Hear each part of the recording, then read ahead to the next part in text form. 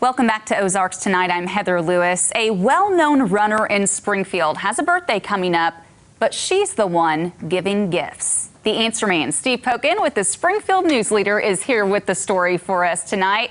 Steve, thanks for joining us. You bet, Heather. How are you? I am doing pretty good. You know, it's always good when it's a Friday, right? It is. Yeah, so I know you're an avid runner, but for those of us who don't do marathons, who is Rosie Laughlin? Well, if you were a runner, and anybody who runs races probably knows who Rosie is. She is one of the better runners in the Ozarks, and she's been that way for years. She typically wins her age division, but she's going to be 55 years old, and she typically wins the female masters, which is for women 40 and up. And I run, there are a lot of courses that are out and back. That means you run out, and then you turn around and you see runners coming back. That's when I usually see Rosie. I'm still going out, she's coming back. So. Hey, that happens to a lot of us, so don't feel bad about that. Now, her birthday is July 1st, from what I understand, but how is she celebrating? Because this is a really neat story. Yeah, she has been involved with Girls on the Run, which is a national nonprofit. Since 2008, it's had an office here in Springfield, and it's for young girls for between 3rd and 8th grade. And it's more than just, ultimately they run a 5K. It's run through the schools, 10 weeks. You meet after school for 90 minutes. But they talk about how to stand up to peer group pressure, how to be confident, and you get fit. All of those things kind of work together. So it's much more than a running program.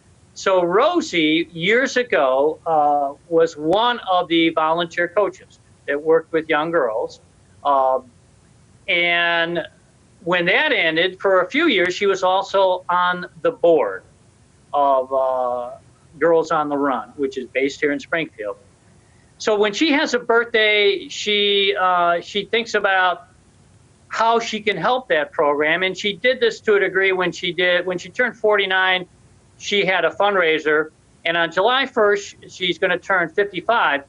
And 2 days later, on the 3rd, is when she's going to do this. She is going to do 55 different exercises, like from push-ups to bicep curls to lunges, holding a weight, you name it. She's going to do each of them 55 times. She is fit. She believes in overall health. She does a lot of CrossFit in addition to running. I run. I don't do CrossFit. I lift a little bit. Rosie does CrossFit. She lifts. And she's asking for people to donate, this is the recurring theme here, $55 to Girls on the Run as she does this. And it's going to be at a fitness place. And I asked if it was going to be live streamed on July 3rd. I don't know, but the response was, I only did the interview earlier today. The response was, that's a good idea. We'll see if we can do that. So it might be. And you said that she is asking for donations of $55 because she's turning 55. And she also wants 55 donors. So that goal is to raise about $9,075 for this. And I understand that you also spoke with the executive director of Girls on the Run. What did they say that money would be used for? It would be, well, these are hard times for all nonprofits because of the pandemic, and so fundraising in most places is off. So Rosie doing this is will have a significant impact on that program. And in addition to the $55, there are 3 anonymous donors that will match gifts, and that's what's going to get up the figure up to $9,000. Rosie kind of hopes it hits 10,000 in her mind. 10,000 seems like much bigger than 9,000, but we will see.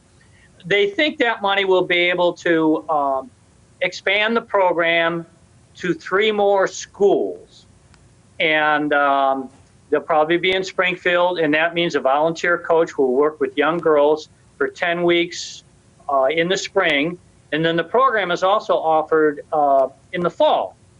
And there's a cost involved. I think it's about $150 So this can raise money for like scholarships. Already the program, if you're in school and you get a free lunch, instead of $150, it's $15.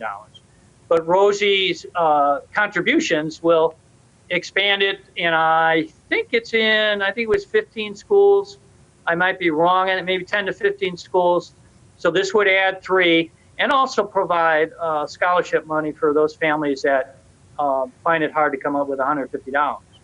Absolutely. So she's using her birthday to really make an impact on young ladies across our area. Steve, what a neat story. Thanks for sharing it with us. And of course, you can always find the Answer Man Steve Pokin columns in the Springfield News Leader. This one will be in Sunday's paper. All right. Thanks, Heather. We'll look for it. Thanks, Steve. Have a good night, and thank you for joining us. We'll be right back with more OT.